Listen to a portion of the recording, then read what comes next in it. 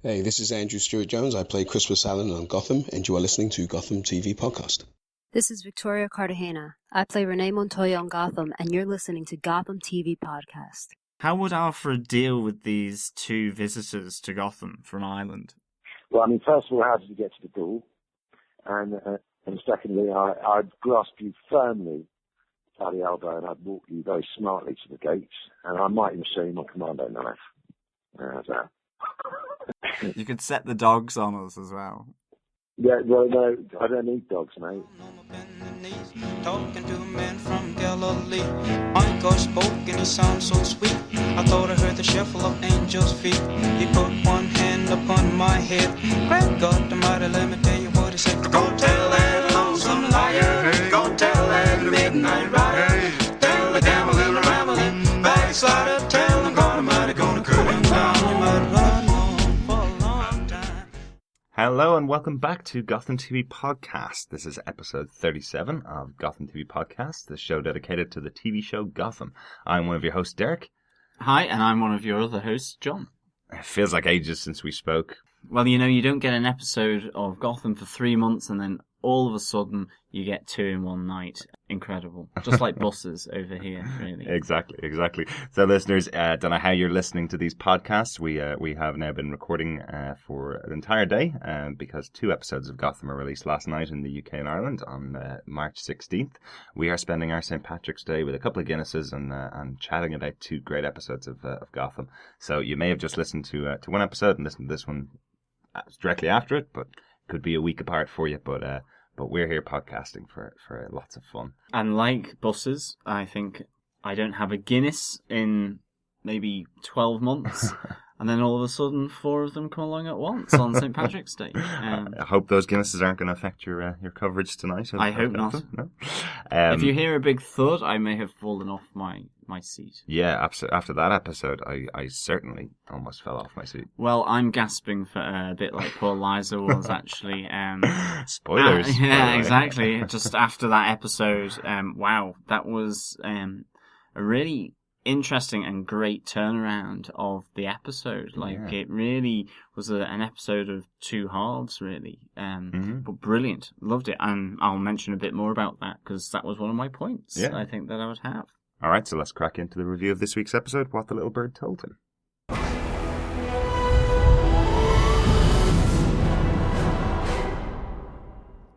Yeah, so What the Little Bird Told Him is this episode. This is written by Ben Edlund, who we love his writing. He wrote The Spirit of the Goat for this season of Gotham.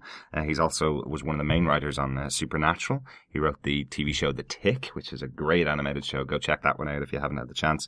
And he's also one of the main writers from Angel, which is one of my absolute pleasure of a show to watch. One of my favourites. Yeah, we should have known that this episode was going to really reach for the skies, because of Ben Edlund being involved. Really good. It's directed by Eagle Egilsson, who hasn't directed any episodes of Gotham before. This is his first time on there, and I think I'll talk about it anyway. It's some of my favourite stuff is in this episode so far. So let's crack into it. John, do you want to give us the synopsis for the episode? Sure, absolutely. What the Little Bird Told Him. In an attempt to regain his job at the GCPD, Jim Gordon seeks to apprehend Jack Gruber, who, having broken out of Arkham Asylum, and now known in the press as the Electrocutioner, is out for revenge on his so-called friends, who he believes betrayed him, leading to his former arrest and incarceration. One of his prime targets is Sal Maroni. Surviving an attack by Gruber, Maroni and Oswald, who was also present, are escorted to the GCPD for protection, where in his delusional state Oswald, who was electrocuted and shocked by Jack Gruber, reveals a closer than expected connection to the Don Falcone, to Maroni's suspicions. As Jack the Electrocutioner Gruber attempts to finish off Maroni in the GCPD, we find that a glass of water, coupled to insulated galoshes, is truly mightier than an unearthed electrical contraption strapped to your person, as Jim disarms Gruber and apprehends him. At the same time, as all the commotion surrounding the Arkham breakout from the previous episode takes place, Fish Mooney both sees and seizes her opportunity to usurp and take over the Falcone crime family as she pretends to kidnap Liza, holding her to ransom. In exchange, Falcone must stand down and leave Gotham for good. However, Fish's conniving and plans are brought to a brutal end as a little dirty birdie informs Falcone that Fish is behind the plot. As Falcone strangles the breath from Liza for her betrayal of his trust and affection, he reveals the Penguin to Fish, capturing her along with her loyal Butch Gilzean. Finally, despite all the violence, new romance appears to be blossoming between Jim, wearing his OC white vest, and Dr. Leslie Tompkins, as they embrace and kiss in the GCPD locker room. Very good. Loved your misery reference there as well. The little dirty bird. Little dirty birdie. Well done. Will I kick off? We're on to our top 5 for this week's episode. Will I kick off my number 1? Absolutely. Yeah. What have you got to say? All right. Well, my first one is probably, we start with the start. The intro of this episode is fantastic. This is what I was speaking about earlier on. Eagle Egilsson obviously directed the opening scene for this episode, which is directly linked to last week's episode, the return of Hans Gruber. The return of Gruber, essentially back into the city to the strains of God's Gonna Cut You Down by Johnny Cash. We played the song at the beginning. The Moby version of the song is the one I know probably better, but the Johnny Cash version is fantastic and really strikes a mood for the city of almost a western, essentially, as Gruber walks in to the floating newspaper overhead, talking about the breakout from Arkham. He walks in like a gunslinger, wearing his Electrocutioner outfit. I think it's a fantastic opening to the episode, probably one of the best we've seen so far, to my mind. Yeah, it's really atmospheric. It really sets up, as you say, the mood of the city. Again, it kind of back references what Danny Cannon has said about this whole idea of it being slightly like the Wild West, those old-fashioned cowboy movies where, right, you've got Jack Gruber strolling as bold as brass to get revenge on one of his former friends, I suppose. Mm-hmm. In broad daylight, heavily made up with his Electrocutioner contraption on him, followed by Aaron, his inmate who he's got under his own control from his electroshock therapy. Yeah. So it's a great kind of atmospheric, sort of foreboding kind of an opening, really. Yeah. I should say, something that we haven't really seen before. Yeah, I can't think of another episode that opened with this kind of opening. It's quite interesting that we saw the episodes back to back. The UK, it felt like it was a really good mechanism that they could use for an episode a couple of weeks apart, or an episode a week apart, even just kind of the quick recap by the floating newspaper of the fact that there has been a breakout in Arkham and that this guy has now been released on the public. Really good tool. They should have probably used it in where there's been a 3-month gap, But for us, it was quite interesting to see it that way. But yeah, that's my number 1. Okay, yeah, no, that's really interesting, because I think the atmosphere of Gotham is one of the tone and everything about it is one of its really, really strong points for me as well. So that was just added extra sort of emotional depth to it, I think. Yeah, I think what I'm saying definitely is bring back Eagle Egilsson for another episode in the future. Yeah, that's a really good one. John, what's your first point about tonight's episode? For me, it is Edward Nygma.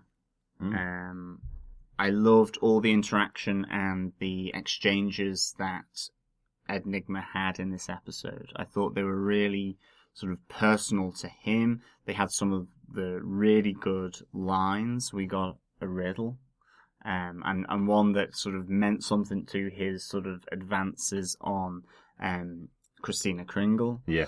I love those two together. Yeah, they're really, really good. Or not together, actually. It's a fun interplay between the two. As you noticed from my galoshes, I just liked how the tone and how he sort of intonates some of the words. Corey Michael Smith as Ed Nygma, I think, and I loved the way he kind of did that with galoshes. But there were 3 things from the exchanges with Ed Nygma that I really liked, and one was kind of the muffin cupcake that he gave to Ms. Kringle, and I loved her response to him sort of proudly giving her this sort of this sweet cupcake that's supposed to kind of win her affection and her heart, and she goes, It's menacing, weird, and inedible, which is a real put down for the poor guy. Because it's a muffin cupcake with a live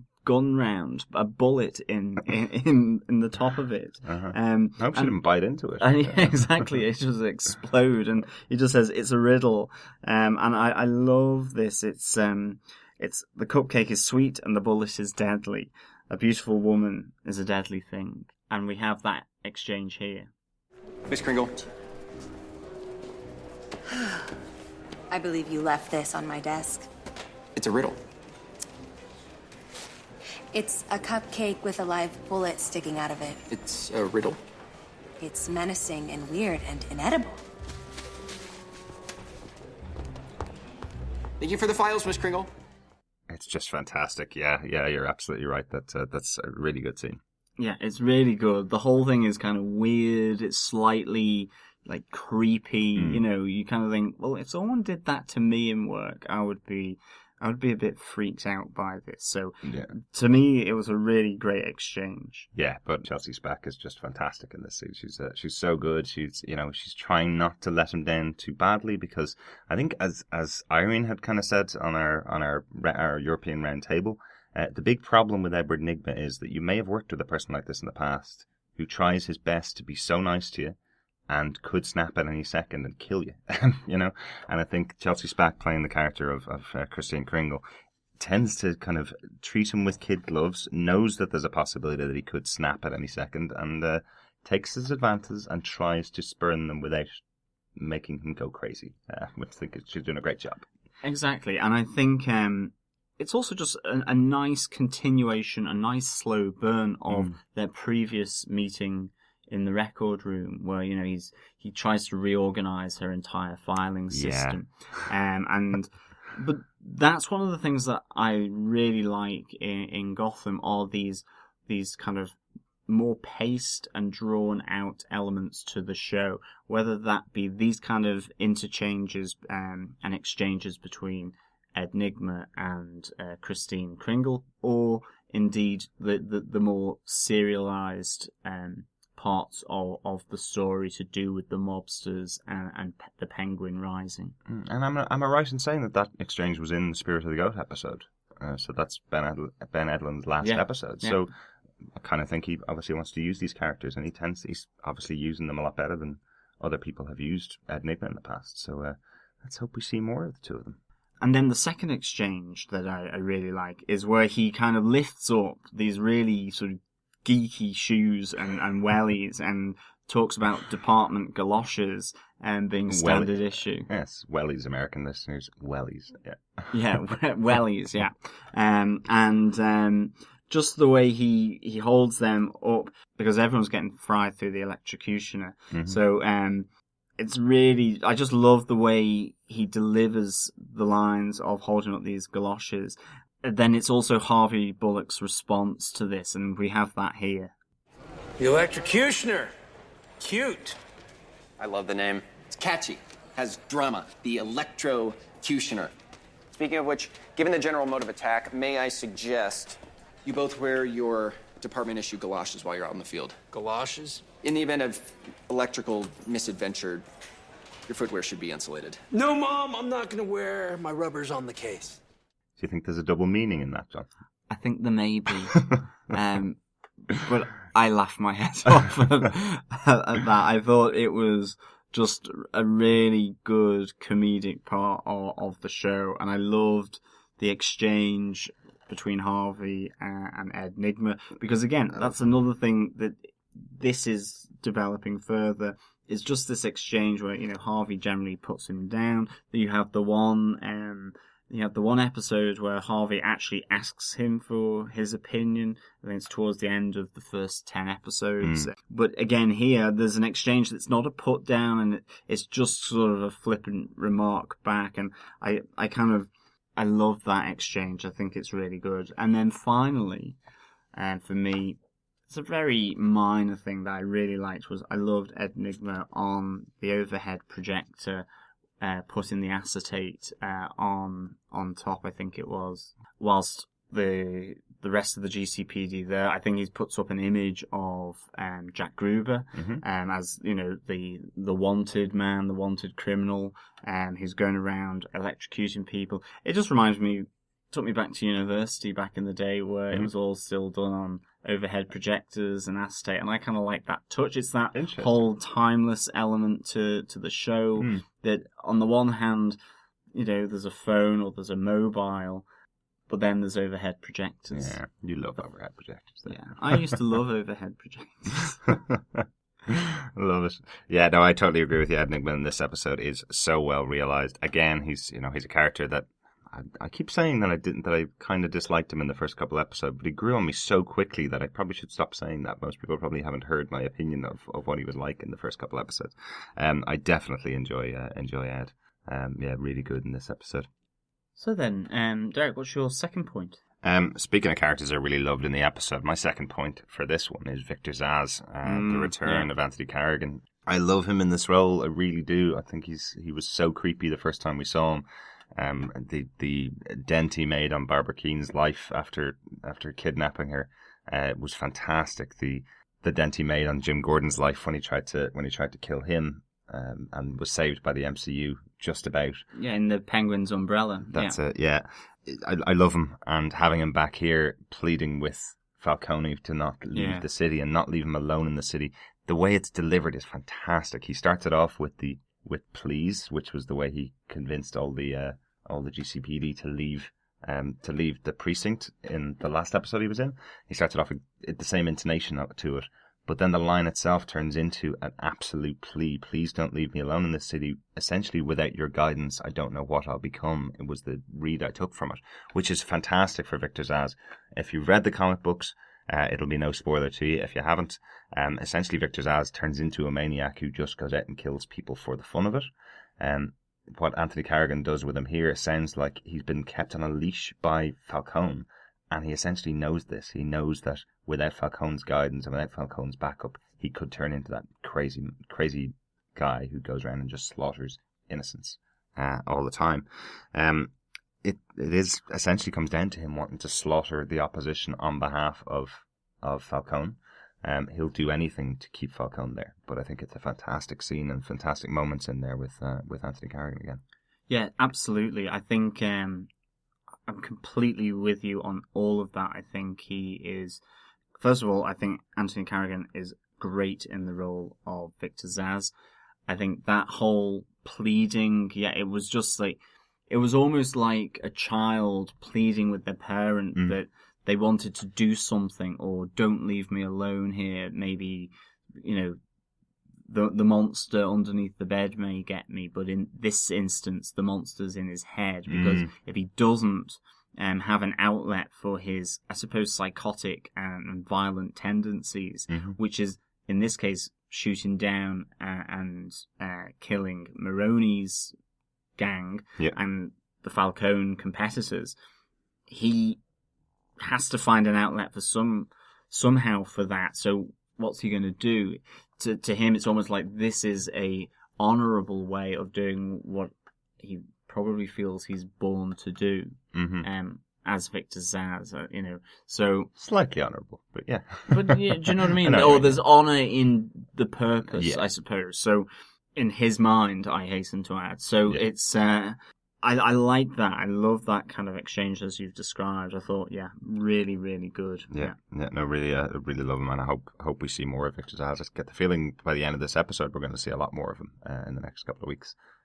I hope so. I think it's one of the characters that has been brought in, which I think is really strong for the show, and I love every time Victor Zsasz is on the screen, and that is in many ways down to how the writers write for him. His interaction as well with Falcone, John Doman, they're two really strong characters written really well. And again, it's down to the fact that Victor Zsasz is being played really well, and I love him in the role by Anthony Carrigan, big time. Right.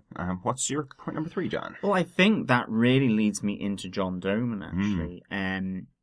I've been a fan of John Doman since The Wire, so I have to put that out there as the kind of sleazy stats cop, really.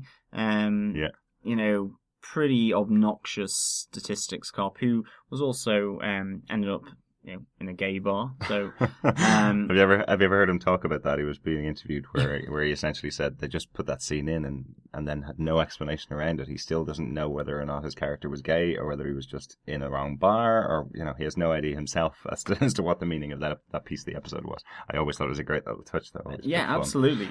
And but back to Gotham. But I've really, really enjoyed John Doman in Gotham. I think from episode 1, where he has that, to me, one of the pivotal talks with Jim Gordon in episode 1 about, the chaos coming, that you need organised crime and the rule of law, that they're kind of symbiotic and work together in a sense.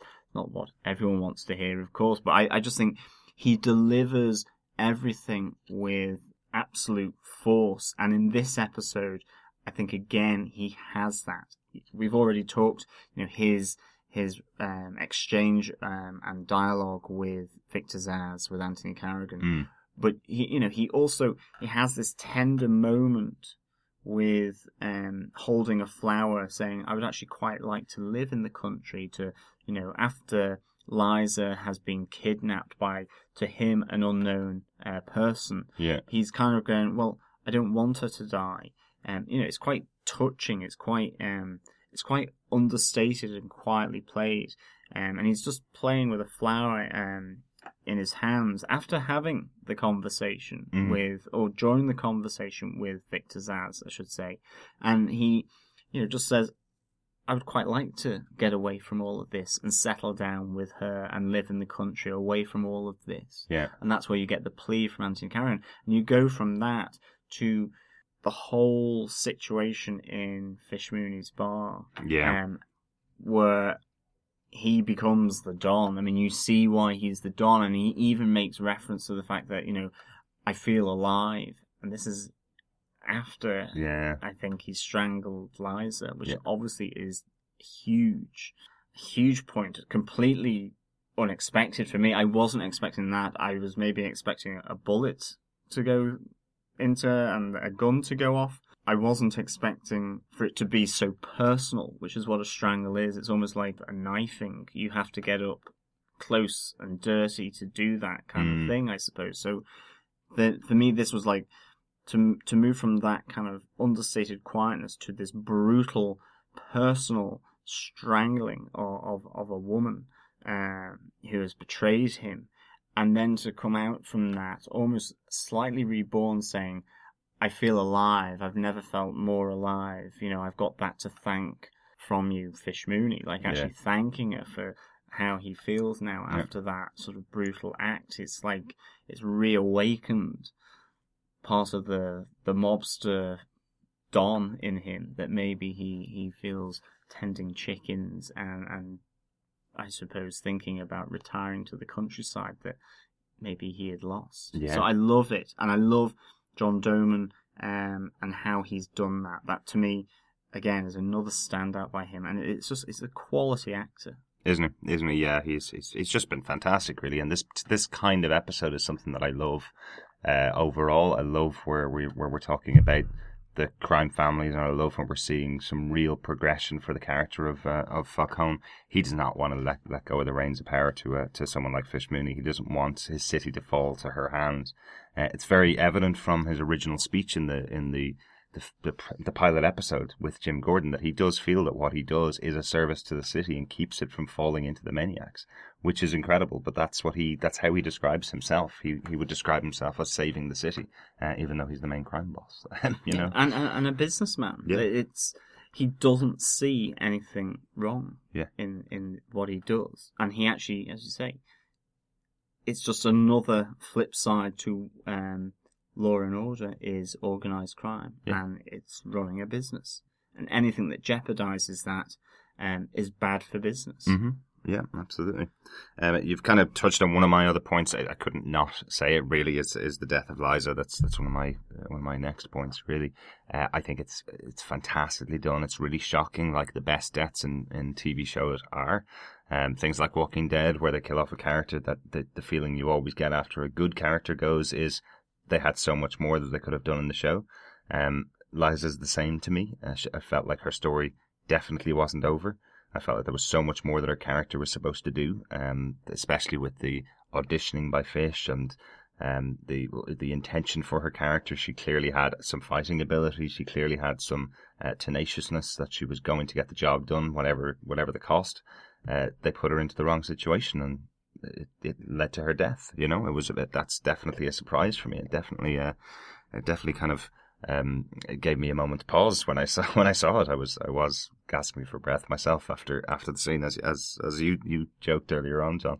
The one thing I will also say that I loved the decision of the showmakers to have Liza play Falcone's mother in the flashback sequence from earlier on, I think was fantastic. I thought that it's a really interesting twist. Yeah. Definitely. Yeah. I thought that was a really good idea.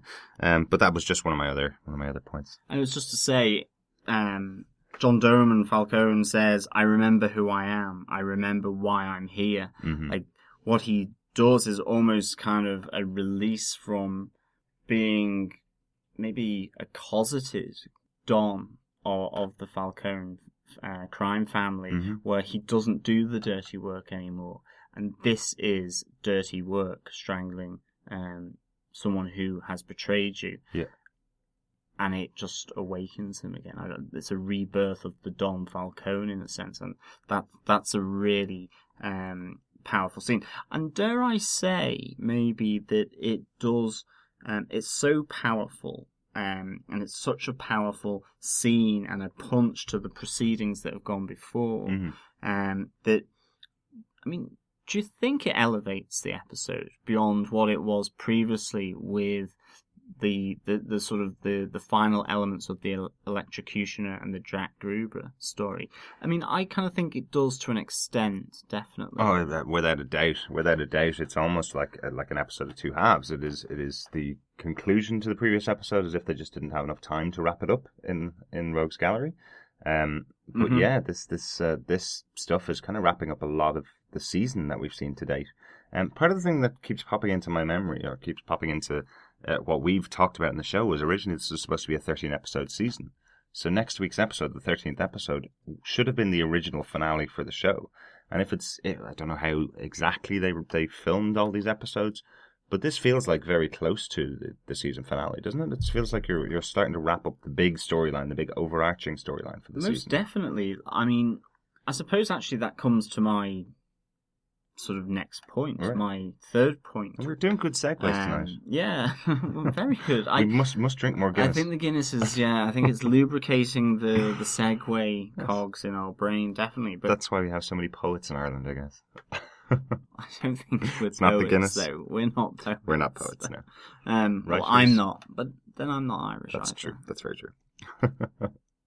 But no, I think that it touches on then one of my points and my third point, which is this is to me a episode of two halves. You have this final element where Jack Gruber is apprehended in the GCPD by Jim Gordon, but then I was not expecting this whole additional few scenes in Fish's Club with the Penguin being revealed to Fish Mooney as being actually close to Falcone. So she knows already from previous episodes that he's there with Sal Maroni. Yeah. But nobody, because at the end of Penguin's umbrella, nobody knows that actually Falcone and Oswald have this relationship, this secret relationship, from anyone else. You get a hint where Maroni gets suspicious because of Oswald getting electrocuted. Yeah. But now we have that big reveal to Fish Mooney. This is why I know, essentially, is what Falcone is throwing down to Fish Mooney. This is how I know you've betrayed me.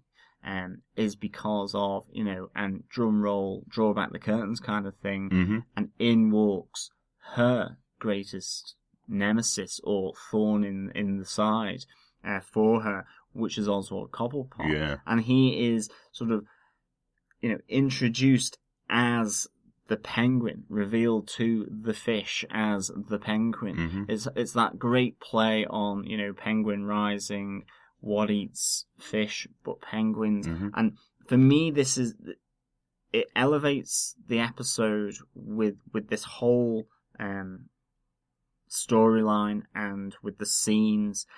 And I jotted down, coming back to why we segued into this, obviously, was it felt a bit like a mid-season finale. It felt a bit like episode 7, The Penguin's Umbrella, where you get this great reveal that Falcone and Penguin are working together, and now you get the fruits of that little secret that we've had with the writers, with the reveal to Fish that not only is Penguin alive, but he's working for your boss. Yeah. And little did you know that your schemes to usurp and control your boss and his crime empire have all kind of been undermined all the way through by Penguin, whether it's infiltrating her replacement of Oswald, was it Timothy, who came to an unfortunate end upside down with a knife in the stomach, or whether it's that Oswald has latched on to Liza and is essentially now giving her instruction. All of this is great, and the payback is brilliant, I think. And for me, this is it's an episode of two halves almost, as well as being sort of a two-parter in relation to the Rogues Gallery previously. Yeah. It all comes to a nice bubbling conclusion with these scenes, and it's great. I loved it because it was unexpected, I must say. Yeah, no, totally agree with you. That's definitely a fantastic twist in the show. We are totally segueing together tonight. It's really good. Because for me, just you mentioned the Electrocutioner side of it, and the Electrocutioner is something for this episode that's obviously really stand out for me. I said last week, Jack Gruber's character is something I really enjoyed. I really enjoyed how they played him last week. I loved how they did the opening, as I mentioned earlier on. And I loved the first scene with the Electrocutioner going back to retrieve his stuff from the where he used to store it. Essentially, I loved the attack and the murder of the person at the door. I thought that was fantastic, really, really well done. What I didn't like is how quickly he was dispatched by Jim Gordon. He goes to the GCPD, electrocutes everybody. Has a great line of, "I expected more oomph. These people have just been knocked out. I thought they were going to fry." I liked that little bit. Yeah, but quickly on that presumably means that the whole of the GCPD is made of metal. Like the precinct, that the flooring is made of like metal. Yeah, it's possible. It is possible. You could have iron girders underneath the floors and above. You see them on the wall. A lot of metal around. But yes, it is unbelievable. Firstly. That he'd be able to knock out everybody except for the two people wearing galoshes. Oh, one person wearing galoshes, who then picks up a glass of water and throws it on him. I don't know. I think it's one of the weaker elements of this episode. And definitely. It's a pity that they stretched it into a two-parter and then that was the end of Jack. But the important part to remember is the last episode was Rogues Gallery. We mentioned on our earlier podcast that they're setting this character up as a rogue for Jim Gordon. He's not dead. He's just arrested. So he could absolutely come back at a later stage. He will get thrown back into Arkham Asylum and come back again. Yeah, and I thought it was interesting. I was reading a kind of a prequel comic to the next Arkham game, where the character of the Electrocutioner actually appears in that comic. It's a little 99-cent digital comic that they're doing at the moment. The character of the Electrocutioner attacks Batman in that comic, and is taken out probably just as easy as Jim Gordon takes out the Electrocutioner. So I don't know whether the Electrocutioner should last a long time. He keeps getting taken out very quickly as a character. But yeah, in this episode, I just thought it was a bit of a simple way to dispatch a character that was quite central to last week's episode. Yeah. Well, here's another thing that was too quickly done, I think, as well. And this segues beautifully into my next point. Oh my goodness, this is like ding, ding, ding. This is like three times on the run now that we've got a tag in and out. Great segue. But I think one of the other things that was done too quickly, which unfortunately maybe this episode have, and this really is my only sort of negative of this, and it's less to do with the episode. I actually think how it was done was fine. I just think it was too soon, and that was Jim's return to the GCPD. It was fine for the episode. It's just the fact that he's only been a guard at Arkham for one episode, and now by the end of this episode, he's been reinstated, courtesy of the Commissioner, back into as a detective into the GCPD. And you kind of do think, well, would the mayor not have something to say about that? You don't really see any backroom kind of machinations that are going on as to why maybe the mayor has capitulated and said, okay, Commissioner, yeah, let him in. There's something hanging over him or something there. Mm-hmm. But I just think I would like to have seen Jim spend a bit more time at Arkham, given how well I think they dealt with him being at Arkham in Rogues Gallery. It worked, that dynamic between him and Harvey for that episode. Mm-hmm. I mean, maybe it was difficult to think how they could do that for maybe 5 or 6 episodes. And remember, there's no prisoners inside there anymore, so they've all been released. That is true. So he probably doesn't have a job to go back to, but I presume they're going to capture them and bring them back. You could have done one where he was rounding them up, where he would be back again in contact with Harvey. Yeah. And so it would extend it a bit. And I think it's a bit of a shame because it kind of makes what happened in Lovecraft a bit less meaningful. Yeah. I think. I agree, and I think it probably hits us harder because we were waiting 3 months to find out what happened in Arkham Asylum. We waited that long. And what happened in Arkham Asylum was, some people were murdered, and Jim found out who it was, and then he got his job back. That's what happened in Arkham. So it's a bit of a pity, and I know what you mean. It feels so rushed. And I mean, on some of the round tables that we had been talking about, sort of the one that we had with Chris and Irene, the European round table, only a few episodes ago, episode 35. So you can check that out, obviously, on our website. But also the roundtable with Legends of Gotham. Mm-hmm. Then I had some thoughts about, how are they going to deal with the fact that the two central partnership characters of Harvey and Jim have now been separated? Mm-hmm. How is that going to work? And, I kind of postulated, wouldn't it be nice maybe to see Harvey work with the MCU with Crispus Allen and Rennie Montoya, something like that, or even with he gets partnered up maybe with Alvarez or something like that, and just see that dynamic, see him become a bit more boisterous, a bit more obnoxious because he's back with a new kind of rookie or wet behind the ears kind of detective or something like that, whilst trying to sort of get Jim back into the GCPD. So in itself, I actually liked how Jim got back in to being a detective in the GCPD. I just thought it was too soon. Yes, no, I definitely agree with you on that point. It just felt it felt too quick, and I felt like there were so many more opportunities to explore the characters. I don't know. Yeah, perhaps, again, as I said, maybe it's because we waited 3 months for it, but it did feel like they had so much more they could have done with the characters there. So, no segue here. But for me, I just wanted to mention Dr. Leslie Tompkins in this episode. I really enjoy how they've dealt with her. She's really starting to... You're able to see why Jim would fall for the character, not only because she is the beautiful Marina Baccarin. It's not really hard to imagine why anybody would fall for her, but the character herself is a really strong character. She seems like a good foil for Jim. She has a reason for being in the GCPD. She has a reason for coming to Jim because she's the one that discovers that Gruber's target is Sal Maroni, so she knows exactly where to go to give this information to. And then, their kiss at the end of the episode feels like there's some real chemistry between the two of them. It feels that there is a good little bit of passion. I love, if you notice, when Jim reaches over and kisses her for the first time, there's a smile that comes in her face just before the kiss, and that you feel that she knows she's reeled in her lover finally, kind of thing. She's tried hard with a lot of flirting in the first episode that we talked about earlier on, and now she's got Jim, and she's not going to let him go, I think. So that's going to be quite interesting. I think just on, I agree. I think that kiss or that snog right at the end in the locker room, it comes across as really passionate.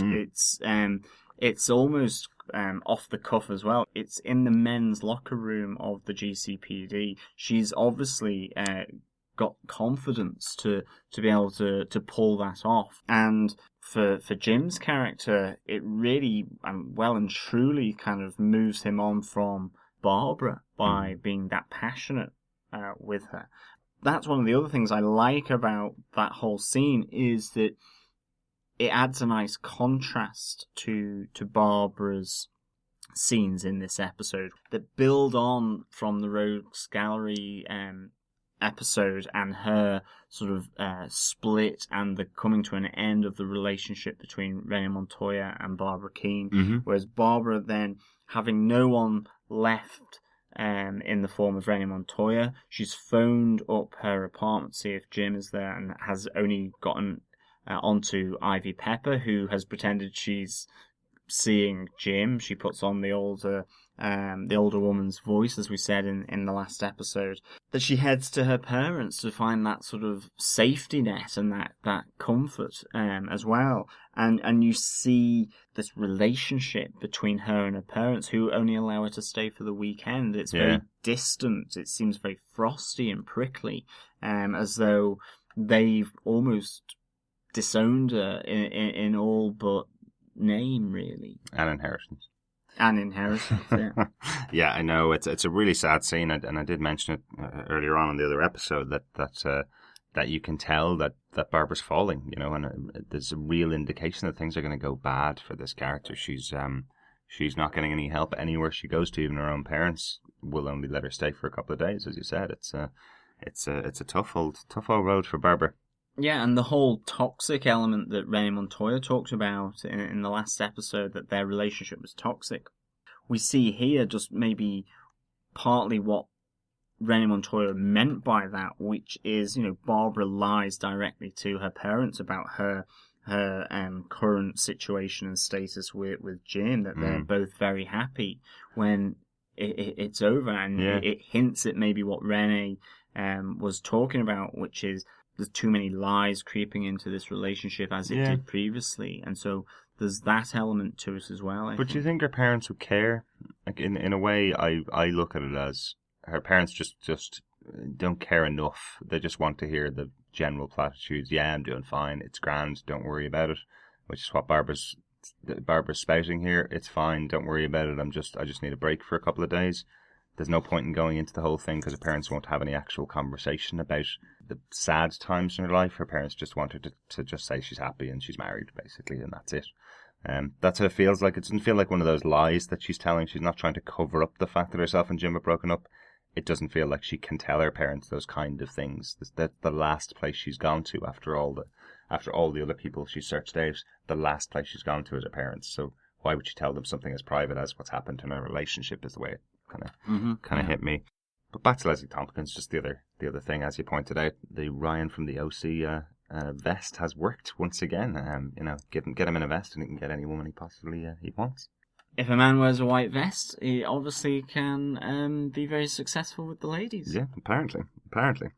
Obviously, as a nice little touch or reference, I don't know whether it is a deliberate reference to obviously Ben McKenzie's role in the OC. I'm certain it is. I'm certain it is. I think I even saw at the time, it's been a while now, but I even saw at the time Ben McKenzie saying I'm back in the old white one on Twitter. So yeah, he's well aware of his status.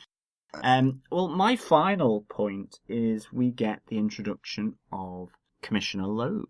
The Commissioner, played by Peter Scolari, and it's really good to see him, and I think there's a number of reasons why I think this is important. Firstly, coming back to maybe my first point about Edward Nigma's exchanges on this episode, we see in the record room between Edward Nigma and Christine Kringle, we see, I believe, the introduction of and first glimpse of Detective Flass in the record room.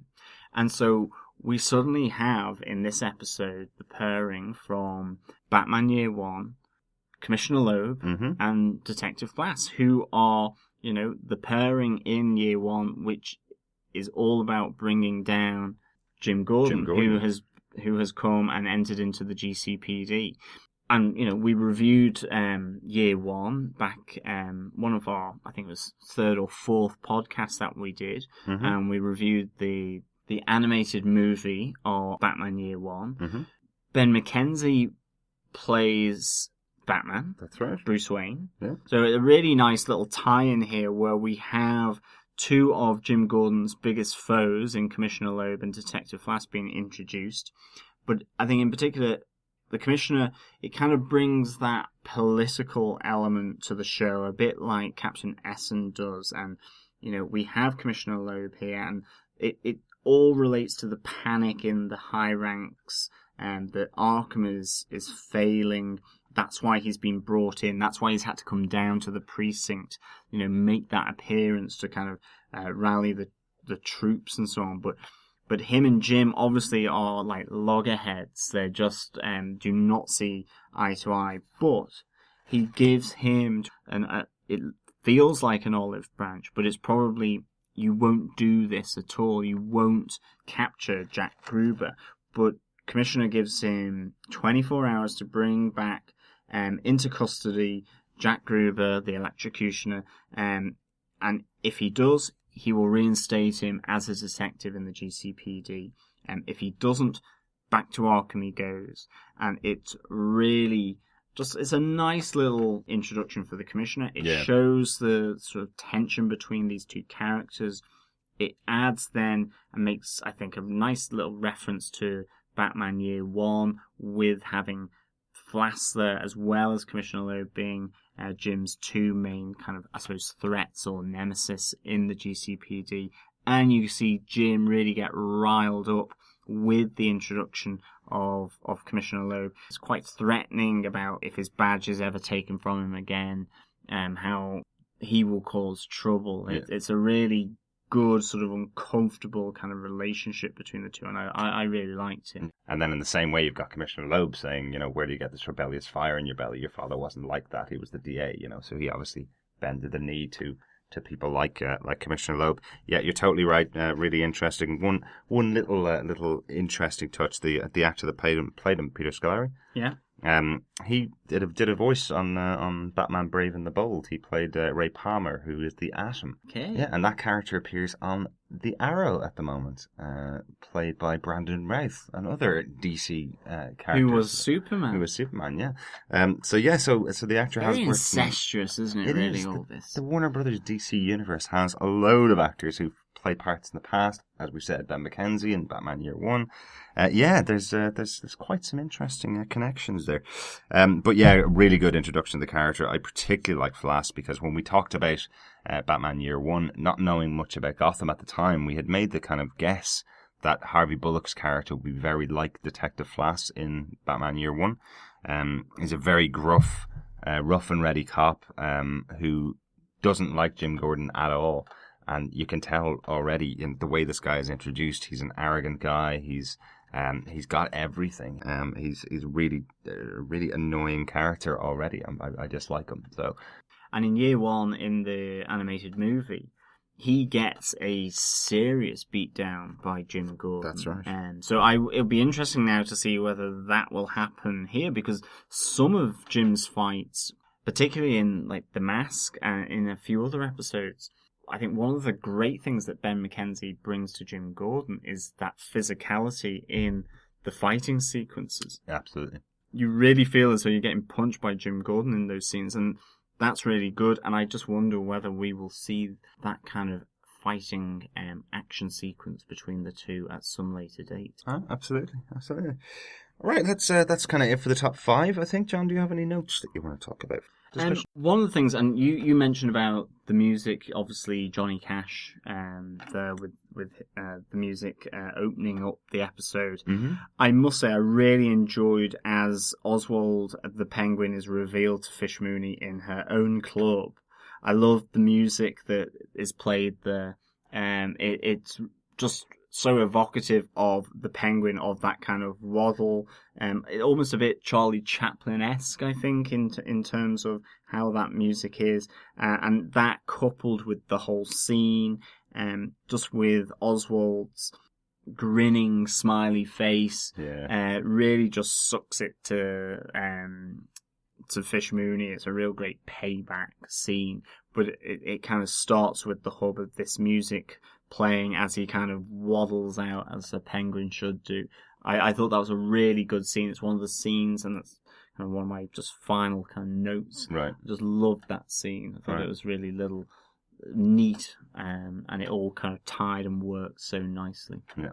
It's just because so often we see the Penguin, I think as we said for the last episode, he feels he's doing something absolutely that he should be proud of and so on.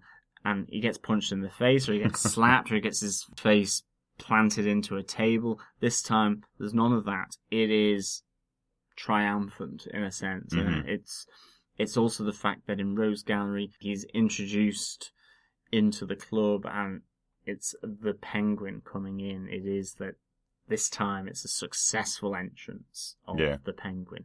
I am the Penguin. I love that little scene. I thought it was very neat. And I do like, in reference to the name of the show, I like that Maroni says that there's something a little bird told me. I like that the reference is specifically stated about the Penguin, who is the little bird. That's this name is sticking, definitely. Yeah. This name is going to last forever. My only note really is also about Oswald.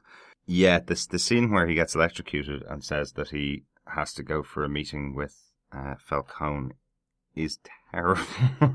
It's awful. It instantly made me think of I'll call them a viewer theory, and not a fan theory, but a viewer theory, where they essentially think that Gotham is going to lead into Batman 66. Okay. Yeah, which it instantly made me think of that. I've probably been, of the two of us, I've probably been the one that's disliked the sillier aspects of the show, particularly when it's completely unbelievably silly. You've been a little bit more accepting of those in the past, but the scene where he gets electrocuted and reveals his whole plot to the one person that will kill him for revealing that plot, I think is awfully done and really badly done, and feels like something that it could be a precursor to, not even part of the Batman 66 series, a precursor to it. Interesting. I must say I didn't particularly like that scene. I thought it was one of those scenes where I think if you'd just been electrocuted, you'd just be knocked out and you'd revive slowly. I also thought that, well, you wouldn't take him to the GCPD, but you would take him to hospital. So, I mean, there were elements to that whole scene that was kind of very unbelievable as well. I didn't care much for the fact that he kind of announced that he was going to go and see Falcone. I didn't think that was necessary. I would agree with you on that. Yeah.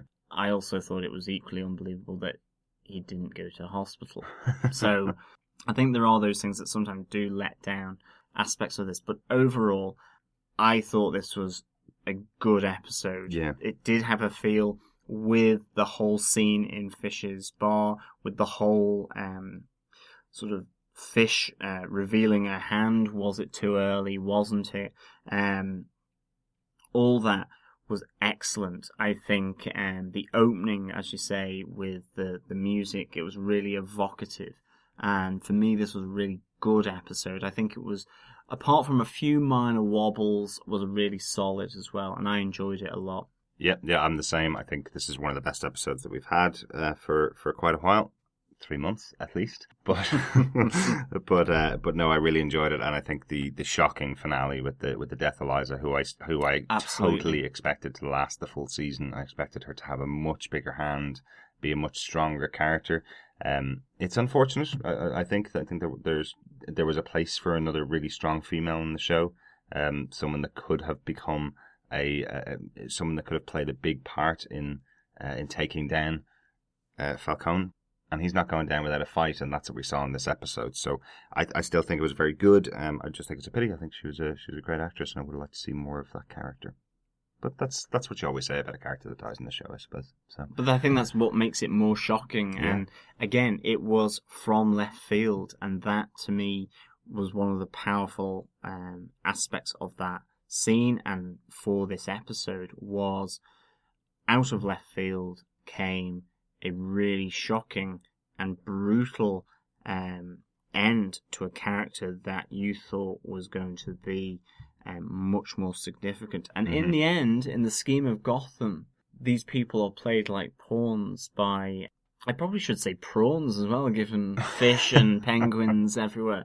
But these people are played like pawns on a chess table by the big players, whether it is Falcone, Fish, Maroni, Commissioner Loeb, the Mayor, later on, whether it is Batman, the Joker. These people are kind of pawns on the table to be moved around, and that was her fate ultimately. So I really enjoyed it, but I understand what you're saying, definitely.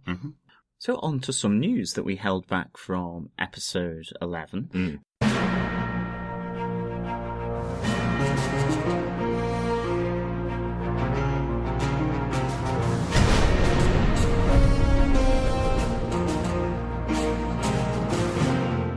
Just a little snippet of news here in episode 12. We just kind of wanted to highlight that on the 15th of March, so Sunday just gone, there was a live interview held on Stage It by Robin Lord Taylor, hosted by Erin Richards, who plays Barbara Keane, and involving Global Citizen, which is a charity organisation. And they were there to talk about the Live Below the Line challenge, which is essentially living on, I think it was $1.50 or £1 sterling or €1.50 for a day, each day. Those exchange rates may not be accurate. No, exactly. And you live on that amount each day.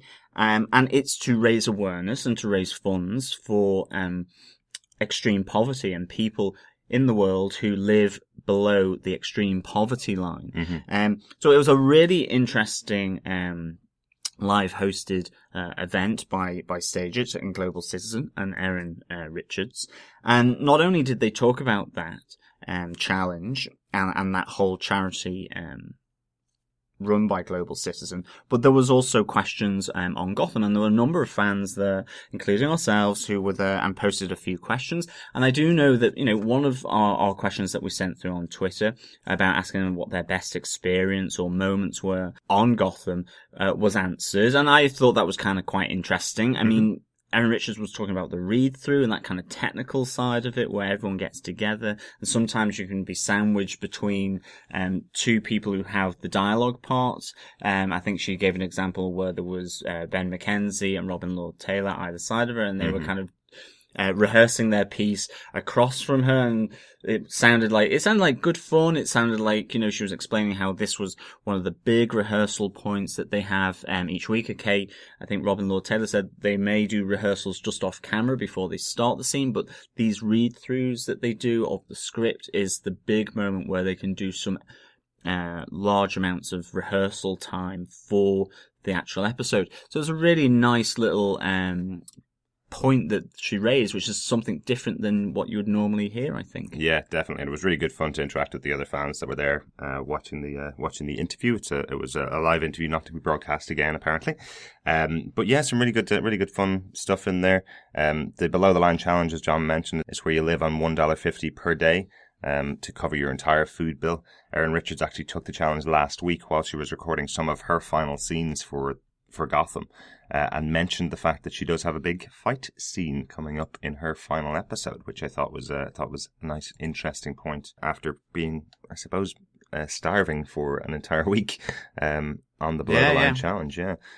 So that sounded quite interesting, but a nice little reveal. She couldn't reveal who she was fighting against, but she does say it is a physical fight. So I'm wondering if there's even more trouble for Kitoya coming up towards the end of the season. And she did hint at a renewal or a rebirth of Barbara as well. So that would be interesting to see in what context that means, whether she loses this drug addiction and that she seems to have plummeted back into. So all of this was really interesting. And it was great to see so many people there interacting on the live chat function and interacting with Robin Lord Taylor, Erin Richards, and the chap from Global Citizen, which I can't unfortunately remember his name now, an Australian guy. So thank you so much for hosting that. That was a really nice way into Gotham, but also to raising awareness of this extreme poverty in the world. And so if you want to investigate aspects of this, or even get involved with Live Below the Line, you can go to www.livebelowtheline.com and you can check it out and see whether you want to take part in it and support that charity. Yeah, definitely. It sounds like a really good charity. And again, the point that was made was that this is something we can fix over the next 30 years if we continue to work on it. So a really good charity. On to feedback for episode 12. Fascinating. Point well made, I think. So we have some more feedback from Daniel Butcher on episode 12. So Daniel says, well, that escalated quickly. How about the use of traditional comedic actors in dramatic roles? First we got Richard Kind, who's well known from Spin City as a very comedic actor. And now Peter Scolari is nailing it as Commissioner Loeb. Peter Scolari is very well known in the US as being part of Newhart, which was a comedy show in the early 80s. And Daniel says, man, it really shows the thin line between drama and comedy. I totally agree. I think Peter Scolari is really good in this part of Commissioner Loeb. I think it was really a good little interplay between himself and Jim Gordon in this episode. And again, the characters they're putting up against Jim Gordon seem to be comedic actors and seem to be really pulling off the drama really well. Yeah, I mean, it's really menacing. He's pretty stern, pretty uncompromising look on his face, and it's the same with the mayor, with Richard Kind, as he was demoting Jim Gordon as well. Mm-hmm. You know, really a hard, stern, sort of unemotive face as they deliver kind of killer blows or killer lines like, you know, you're demoted out of here, or you have 24 hours to find Jack Gruber, you know, so it's really good. And I suppose, yeah, that thin line between comedy and drama, you think of people like Peter Sellers, who was obviously a huge comedian in the UK and a comedic actor. Think of his roles as in Pink Panther as Detective Clouseau, and you also then see him in, you know, semi-comedic roles such as Stanley Kubrick's Dr. Strangelove, where, you know, he is the comic relief to a much more serious theme and message behind that film. And you see it so many times. You saw it with Jim Carrey playing serious roles such as Eternal Sunshine of the Spotless Mind. Yep. You know, a whole host of other comedy actors who have moved into serious roles, which have ultimately kind of made you go, wow, that's amazing. That's really sort of different, really significant in terms of the role that they're playing. Absolutely, and even Adam Sandler had one good role in a drama as well, which I can't remember the name of right now, but sure, I'm sure people will remember it. I think as well, it did escalate quickly. I must say, I think for the episode, it was a surprise. I was saying about how it was an episode of Too Hard. I wasn't expecting to see such a brutal ending to Liza in that episode. I always thought her cards were on the table, really, but I didn't think it was going to be in that episode at that moment. And that did escalate quickly. But I suppose once someone makes their move and seizes the opportunity, which obviously Fish had done, given that in the previous episode in Rogue's Gallery, she had been approached by two other members of Falcone's crime family about taking over, and obviously we saw what happened to them at the hands of Butch Gilzean. But you know, it was time to act and to move, to seize the day. In that sense, Carpe diem. But definitely it escalated quickly. Carpe diem, seize the throat.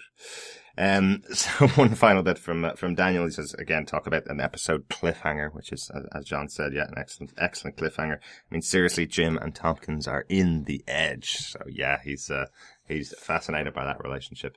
Thanks very much, Agent Daniel. Go check out Welcome to Level 7 for a really good podcast about Agents of S.H.I.E.L.D. if you're interested in that show. Absolutely. And thanks for your feedback again, Daniel. We have a bit more feedback on episode 12 from Twitter. It seemed like, I think everybody was in shock that we were finally seeing a live episode of Gotham last night, so they didn't start talking until the second episode. But our first piece of feedback was from PsychDK at Dawn on Twitter, who said, with Oswald as always 2 limps forward and 5 scampering steps backward to lick his wounds. Absolutely. I think we've mentioned about that whole thing of 2 steps forward, one step back kind of thing. And I completely agree with Psych DK from Denmark. We saw you there on the Stage It fan thing with Aaron Richards and Robin Lord Taylor. But definitely, every time he's puffing out his chest like a good old penguin is, he seems to get hit, slapped, punched, something pushed into his face. But he still comes out with a smile. I mean, he goes through the ringer, definitely. But I think as Julia Morgan said as well on this point, with Oswald, it's always be very nice to him or forever watch your back. He does not forget. He really does not forget. Yeah. Yeah, and we also got from Anna Godino. She says, "Rivers of blood. Yep, that's what you'll get." Yeah, a lot of Robin Lord Taylor fans on there. Site DK as well also mentioned the fantastic plea from Victor Zaz to Falcone. She just said, "I love that scene. His style, the way he speaks, it's so well done. Perfection." I think, it was one of those real, almost like an intimate moment between, it's almost like father-son type of thing between two guys there. Really intimate. The plea was just done so well. We're totally on board with you there. We thought it was a great scene too. And then just talking about the cup of water that destroyed the Electrocutioner, as we mentioned earlier on in the episode. Don responded with, "That's got to be the most anticlimactic ending ever. Hilarious." Gotham on 5 came back with "Not the end just yet." And Anna Godino says, "Safety comes first, you silly Electrocutioner." Yeah, absolutely. I suspect he's going to be banged up again into Arkham. Probably. For all of this. But this time officially. Yeah, officially. And maybe then we haven't seen the last of this rogue from Jim's Rogues Gallery. Absolutely. And our final piece of feedback from Twitter came from Mrs. Cobblepot. Yeah. Fantastically named Mrs. Cobblepot. Exactly. As always with great episodes featuring Oswald Cobblepot, there's always a good woman behind their man. And in this sense, Mrs. Cobblepot coming in to say how you have no idea how happy it makes me to see our UK friends so excited. This is glorious to ourselves and Gotham Fans UK and to Gotham on 5. And she's right. It is great that it's back on TV. It's great that we can now podcast on a weekly basis. It's like, yay, hooray. It is 3 months and it felt like 3 months. It is 3 months exactly. That's right. We last published on the 17th of December our final episode discussion and chat on Lovecraft. We've done stuff in between. And now today, 17th of March, we are podcasting again on St. Patrick's Day with Guinness, bacon butties, or bacon baps, I should say. And it's great. It's brilliant. Yeah. Delighted to be back. As always, you can follow us on Twitter at Gotham TV Podcast. You can also email us your feedback to feedback@gothamtvpodcast.com. And of course, all the people who we've discussed both in this episode, episode 12, and also the previous episode, episode 11, they will all go into the hat for the competition to win the Oswald Cobblepot print by Christopher Uminga. Again, if you want to enter, it's open to all. All you need to do is provide feedback or comments that we discuss on air, or you can leave a review for us on iTunes at gothamtvpodcast.com/iTunes. Leave a review there and we will pick it up and you will also enter into the hat for this print and some other Gotham goodies that we're keeping stum about at the moment. Excellent. Thanks very much as always for listening. Thank you so much for listening, and it's awesome to say to you as listeners, but we will be back again next week. Isn't that great? Yeah. Thanks so much. We'll talk to you soon. Bye now. You can run on for a long time, run on for a long time, run on for a long time. Sooner or later, gotta cut you down. Sooner or later, gotta cut you down. Go tell that long-tongued liar. Go and tell that midnight rider. Tell the rambler, the gambler, the backbiter. Tell him that God's gonna cut him down. Tell him that God's gonna cut him down. Gotham TV Podcast. Do not cross. Alan M. Montoya. It's also known as a wife beater. In the UK, a pint of Stella and a white vest is not a good thing, regardless of the reassuringly expensive tag that Stella has. Anyway, right, let's that's a little inside baseball. Let's segue away from that yes. now, fairly quickly.